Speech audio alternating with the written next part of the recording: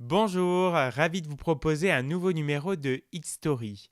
Aujourd'hui, on va s'intéresser à un succès que toute une jeunesse éprise de liberté et de pop musique a chanté à tue-tête, Laissons entrer le soleil. Julien Clerc, avec sa silhouette d'archange, s'est imposé comme une évidence au printemps 1969 avec une chanson attendue par toute une génération dans une comédie musicale.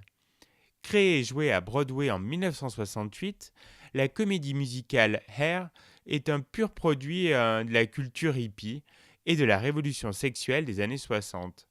La productrice Annie Farg a décidé d'adapter ce spectacle au public français.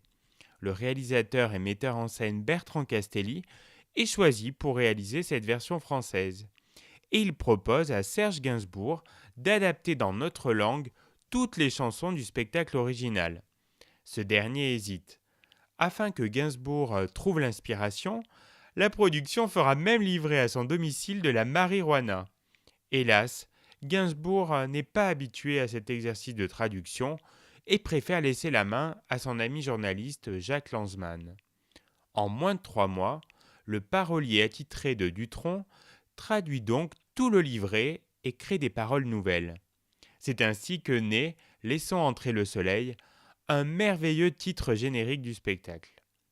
Seulement, très vite, le metteur en scène se pose la question: qui en France va interpréter le rôle principal? Bertrand Castelli se rend alors à l'Olympia applaudir Julien Clerc, un artiste débutant qui se produit en levée de rideau de Gilbert Bécaud du 18 février au 9 mars 69. Et il lui rend visite dans sa loge. Immédiatement, Julien Clerc est séduit par les propositions de ce personnage.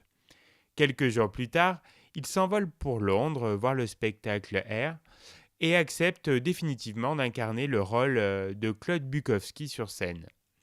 Julien répète pendant plus de 3 semaines et enregistre les chansons du disque extraites du spectacle. Sous l'œil avisé de Jacques Lanzmann, il pose ainsi sa voix sur Laissons entrer le soleil, une chanson qui devient très vite pour la France un symbole de jeunesse et de liberté. Le spectacle est un succès et surprend chaque soir les spectateurs venus applaudir cette comédie musicale révolutionnaire, avec quelques scènes de nus qui choquent parfois les spectateurs. Il est grand temps, je crois, de retrouver cet hymne porte-bonheur pour Julien Clerc, synonyme de bonne humeur et de positivité.